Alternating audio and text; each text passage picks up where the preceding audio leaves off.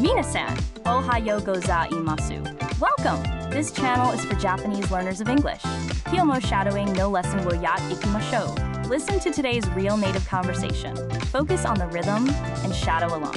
Practice daily to master tango, bunpao, hatsuan, and rhythm. Repeat and try again tomorrow if needed. Zeiki. Chenaru no Toroku. Wo onegai shimasu. Okay, are you ready? Here we go. Ever been in a meeting where you just didn't know where to start? Like you're staring at everyone thinking, okay, what do I even say? It's a common struggle, especially in English, right? Oh, absolutely. It is that moment when you were supposed to start a meeting and suddenly all the English words vanish from your brain. You know? It's like you suddenly forget how to string even a basic sentence together. You know, like even a hello feels like a mountain to climb. So how do you get past that initial hurdle, especially in an English meeting? Well, it really comes down to knowing a few key phrases. It's like having a toolkit.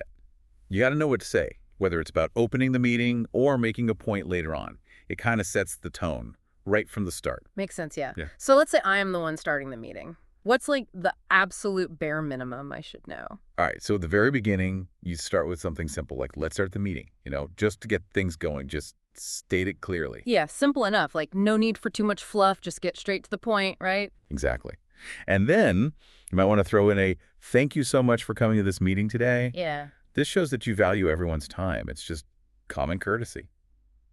Okay, so we're setting the stage for good communication. So what if I wanted to throw in like a little more detail, a little bit more than just a hello? Right, then you could use something like, before we begin, I'd like to introduce myself. Or like, let's begin by briefly introducing ourselves. It helps everyone get a handle on who is in the room, especially if it's a bigger meeting. Yeah, that's important for those who don't know everyone. Yeah. Or the first-time meetings. And if there are a lot of people, you might say something like, your name. I are in charge of this project.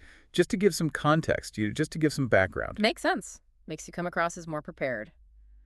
Okay, so now we've got the ball rolling. How do you, steer the ship, How do you start talking about the actual stuff, agenda or whatever? Okay, so you want to get into the meat of things, right? You could start with, let's just get down to business. It's a pretty common phrase that signals that it's time to start talking about the main issues at hand. I like that. No nonsense, straight to the point. Right, and then you can follow it up with, we're here today to discuss, and then you fill in the blank with the topic. Okay, so that frames the agenda, right? Let's just say there is no set agenda, or I need to clarify. Okay, then you could use what we'd like to talk about today is, and then fill in the blank, to set the intention of the meeting. Or you might also say, the purpose of this meeting is to discuss. That way, everything is crystal clear. Okay, so we've wrote from hello to the purpose. I feel like I have the toolkit I need. So now, what if I want to keep everyone on track? How do you go about that? Yeah, that's a key part of making a meeting effective, right? To keep everyone focused, you could use transitions like, let's move on to the next topic. Or if you want to bring it back to the main point, you can say, let's get back to what we were talking about earlier. I see. It's like using road signs to keep things moving in the right direction. Exactly. And to make sure everyone is following along, you might want to pause and say, are there any questions so far? Just to check understanding and invite any questions. Makes a lot of sense, yeah. And what if we kind of get off track? The conversation starts wandering off topic. Oh, yeah, that happens all the time in meetings, right? To get back on track, you could say, I'm afraid that's not today's topic, just to politely bring everyone back to the agenda. Yeah, keeping things focused is crucial. Okay, so I feel prepared for the start and the flow, but what about the end? What do I say to wrap things up?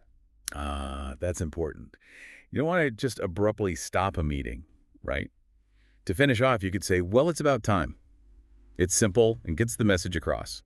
Right. Keep it clear and simple. I like that. Yeah. And then, thank you very much for your cooperation.